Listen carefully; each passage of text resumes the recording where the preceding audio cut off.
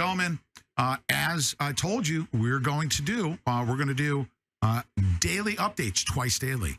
And this is one of those. Actually, this will work out perfect if we can do 6 p.m. updates. Alicia Powe, court watcher extraordinaire. She is a correspondent for the Gateway Pundit. And we're doing these recordings on behalf of Gateway Pundit. I sent the first one to Jim Hoft. He's going to be sharing it. So we have to share this stuff far and wide. We have to get the truth out about what's going on in the court. Because right now, this is just day one that she's in the courtroom. And Alicia, day one was not very pleasant to observe as to the way they're selecting jurors, huh? Well, I'll say it's nice to see my friends Enrique Tarrio and Joe Big. Just 2 short years ago, we'd all go to Trump Hotel and, celebrate freedom in America and go to Harry's Bar, which is right across the street where I'm parked now. And you would never think we'd lose our freedoms to the extent that we have under this Biden regime, this installed presidency. And while it's nice to see, I'm sure Enrique and the other defendants haven't seen their families, their moms or wives in a long time because the J6 defendants are withheld from visitation most of the time unless they comply with the vaccine mandate. But aside from, seeing them all well and actually have, haircuts and clean clothes on, which I know other J6 defendants were deprived of if they didn't comply with the COVID mandate. The jury just seems completely stacked. So I believe they need to ultimately select approximately 46 jurors to prosecute the government's case against 4 political prisoners, 4 Proud Boy leaders. And so far they have approximately 100 potential jurors have taken the stand. And after filling out a survey to show where their biases lie, and all of them it's like going to a Black Lives Matter Women's March rally. When you hear what they have to say, once they get on the stand, their immediate bias is demonstrated against how Proud Boys are bullies. Proud Boys are, what do you know about the Proud Boys, the judge will ask. They're a far-right white supremacist group, which is just, Enrique Tarrio's Cuban, and actually he's about 5 shades dark, his skin is a lot lighter than it was the last time I saw him. He hasn't gotten sunlight, obviously, in a long time, but he's a Cuban American. His mom's there and is a Cuban American, and somehow he's the leader of a white supremacist movement.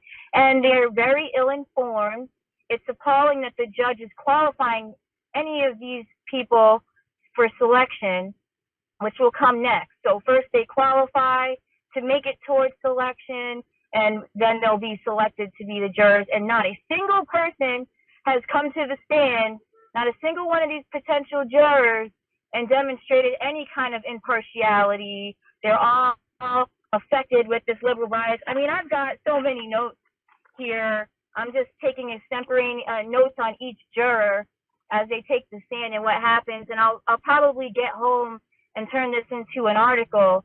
But I really think we need a miracle here. I think we need lots of prayer. I think you say it's a spiritual warfare. Well, it's metaphysical warfare. And unless the judge decides to litigate this case in a different state, I don't see any kind of fair trial here. And it's scary, it's frustrating, and it's just not fair. This is not justice, where these men did not commit acts of violence, and yet somehow getting everyone to go to the Capitol using social media is sedition, which is precisely what we saw the Black Lives Matter activists do and Women's March activists do. They organize their rallies online.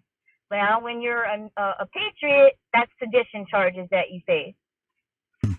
Now, Alicia, if you don't mind, we're going to be putting out so many of these updates. Let's make sure we catalog, if we could, exactly what day and time. So This morning you filed an update. We posted that up at our page. Actually, I don't know if you saw that. I sent you a link to it. I put that first update. Then we're going to replace that. Well, So if today, we're not allowed to use our cell phones in the courtroom or really anywhere in the courthouse, they kind of want to tell you to put your phone away.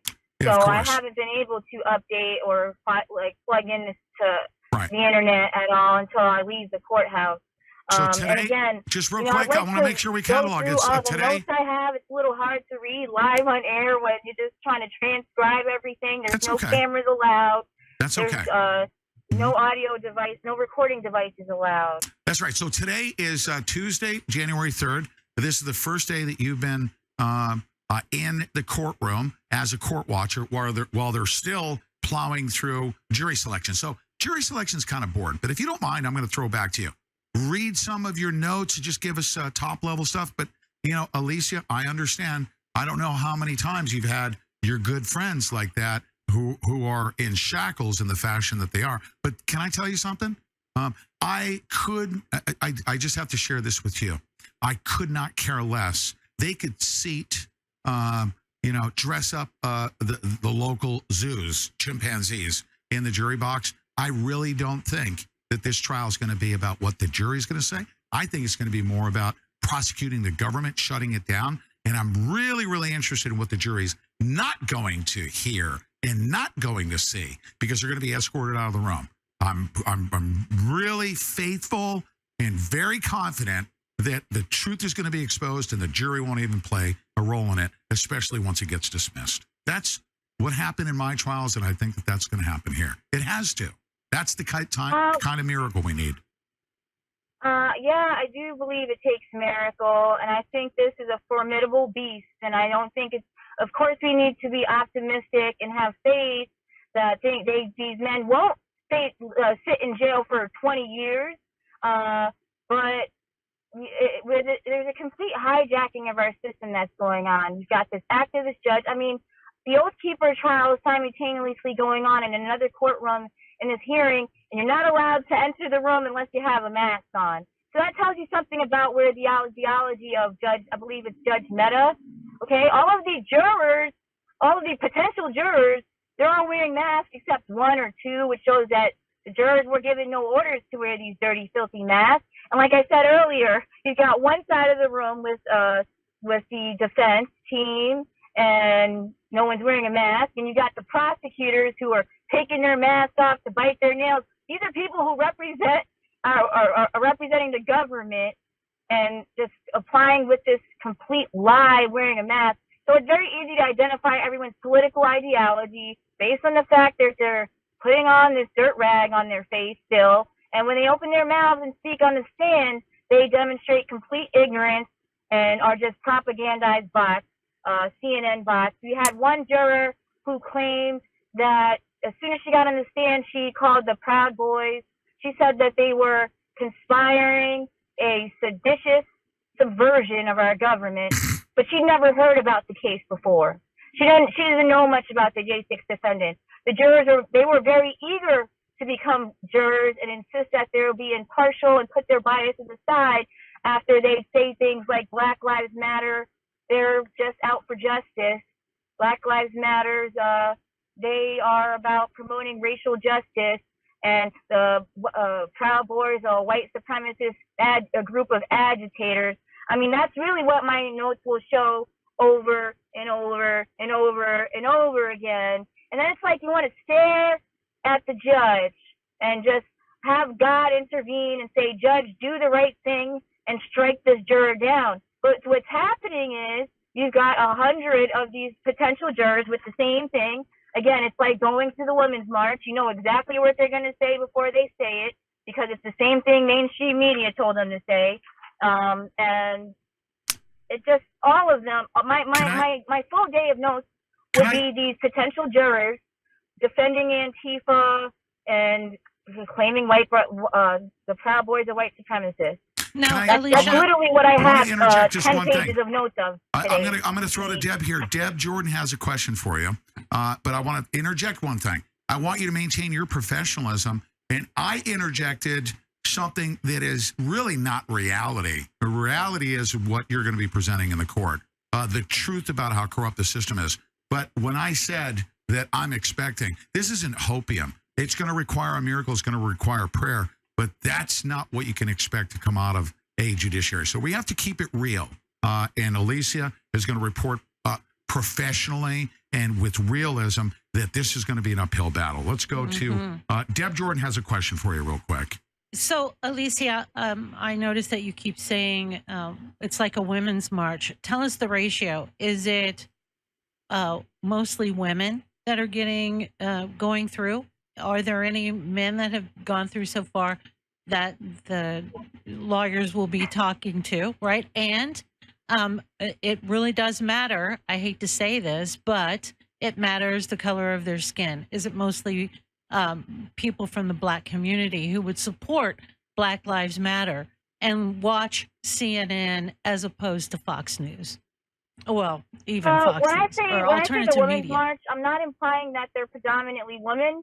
And when you go to the Women's March in D.C., you see men standing there wearing pink hats too, and espousing the same ridiculous jargon as the rest of the women there.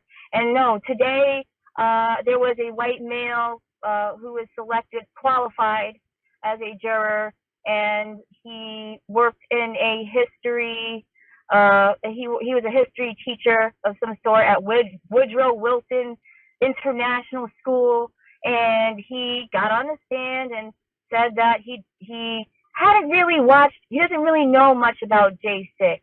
But then when you start to interrogate how much he knows about J6, he's watched the J6 committee hearings. He thinks the Proud Boys are a group of agitators and bullies in his own. He called them bullies, and he defended Black Lives Matter, and he was qualified. And so what happened all day long is the defense is saying, how can you qualify this person? They just claimed our clients were racist.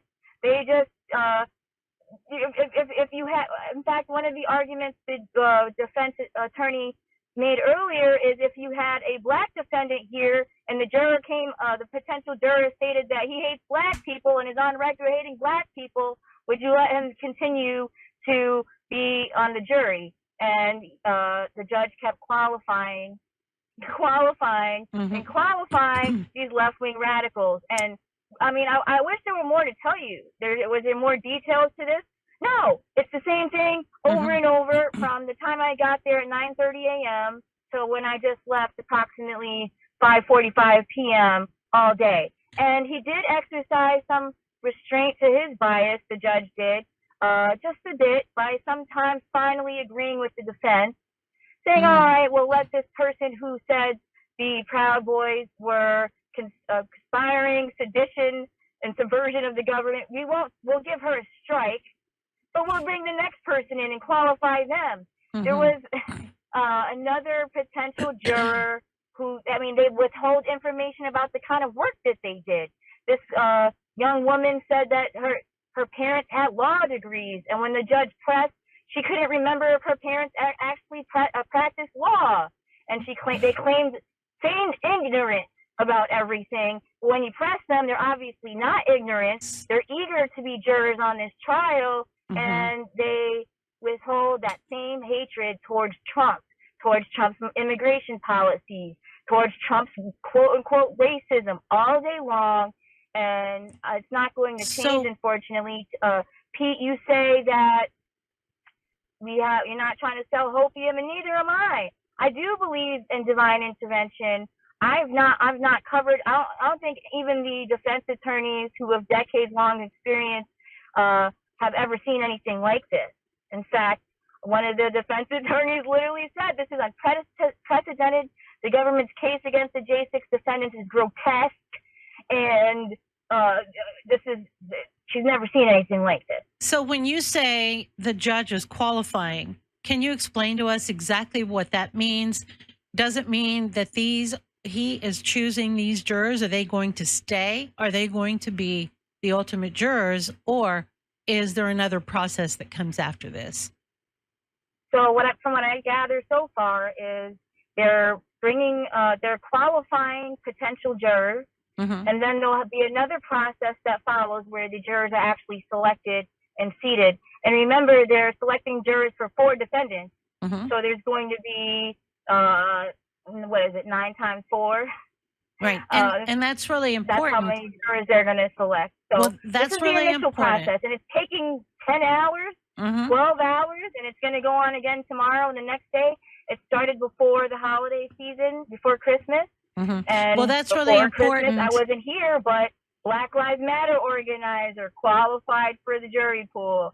Every single person that took the stand today and was pressed on their biases or political views was a Black Lives Matter supporter.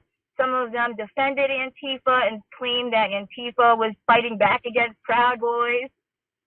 So what you're saying is that summarizes it, guys. So what you're saying is, even when it comes to the next process, and you're absolutely right that the next process is the prosecution and the defense will argue about who can stay and who is going to go, where they pick the ultimate jurors that are going to hear this.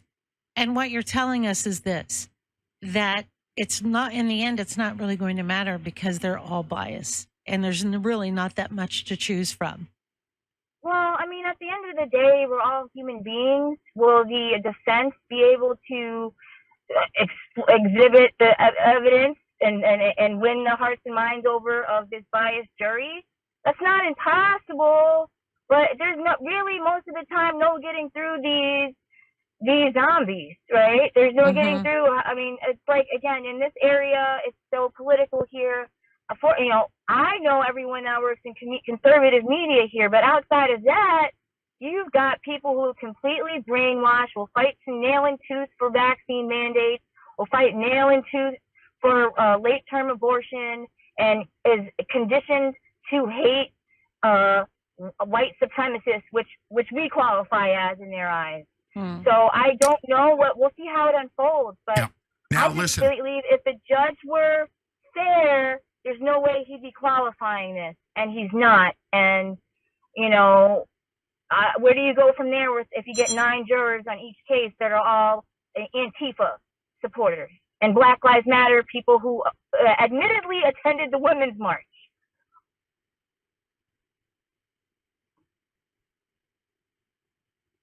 Oh, I'm sorry. He's doing something. So at the end of the day here, and I know you're tired because you've been in there, and I've been in your shoes, okay? Because it's a grueling day. It is so grueling, and emotions are high, and you're watching your friends sitting in front of you, and you could see, or I could anyway, Alicia. When it was Pete and all of the guys in the Bundy trial, I could see just the disappointment, and you could just see it in their faces, and so it's been a grueling day for you. I want to thank you for being there all day. I'll just say I'm going home now. And Enrique and Dominic, they're going back to their cold cells. That's right. Maybe I think they're in Alexandria, but I know in the D.C. jail there's the Patriot Pod where they're subject to solitary confinement constantly. Some of them have been sexually assaulted by guards. Yep. They don't have food. They have rotten food that apparently is laced with cleaning products. After they complained about the unsanitary conditions of the jail and the jail underwent inspection, then their food tastes like Clorox or just cleaning products after that. So I'm going home, and we're all just a few degrees away from being at the wrong place in the wrong time. And one of the reasons why I wasn't here on January 6th reporting in D.C. that day is I was uncovering ballot harvesting as an undercover Project Veritas journalist. So the ballot harvesting transpired. These politicians have been installed. We no longer live in a constitutional republic, and the general public doesn't realize we're in the middle of a war. And if these men are given the same treatment as Stuart Rhodes and the Oath Keepers are, and the stacked jury's not looking so good, what do we have? We don't have. This is not America anymore. This is not the United States of America anymore. So, I mean, we need everyone to pray at the same time every day and tune into this trial. I don't know what we can do to help as a collective. I know lots of Americans have donated to their Give, Send, Goes, but I don't know what the answer is here. We'll see. I hope you're right, Pete. I hope that the defense proves how the government's malfeasance and all this. But we'll see what happens. Look what happened to Alex Jones. That was ridiculous. And Norm Pattis, the same attorney that represented Alex, is here defending Joe Biggs and Enrique. So we'll see. Yes, we will. Now, I'm going to stop this recording. This will be an update. We'll do on a regular basis 10 to 20-minute updates. Everybody needs to tune in. Text TOTC. That stands for Trial of the Century to 844-837-9924. You'll catch these updates. We'll give you as much information as possible. Now, right now we're in jury selection. It's, quote unquote boring. But this is what I will say. You said, I hope. I'm going to say, no disrespect to you. I say hope is for the little people. I want everybody to remain prayerful. This is not about prosecuting the Proud Boys. This is about prosecuting the criminals that have been running our government. They should not have been indicted ever. So just as it happened in our trial, it seems like an impossible thing to accomplish because you got the full force of the government coming upon us. So let's stay real. Let's report the truth. Let's let everybody know how rigged this thing is. And then let's remain prayerful that their entire sham unravels right before our eyes. And it's going to happen miraculously. It probably won't happen until we get to the defense side. I have faith in Norm Pattis. I have faith in the legal team right now. I'm not going to discuss their legal strategy, but it's not going to be it's going to be more so to prosecute the government than it is to defend these guys who are innocent, really.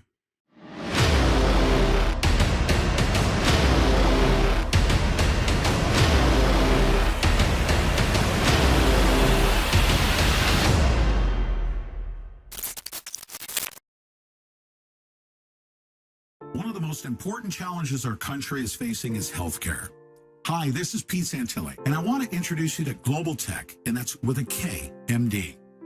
This is a 100% conservative, patriot-run telemedicine company dedicated to health freedom for all Americans. But don't take my word for it. Just take a look at their board of directors. Deb and I joined Global Tech MD, and I tell you, we couldn't be happier. We got the first month for only $9.95, and you will too by using promo code Pete or by calling 844-GLOBE-MD. That's 844-456-2363. Or go to globaltechmd.com. Global Tech MD gives you so much medical guidance without ever leaving the comfort of your home.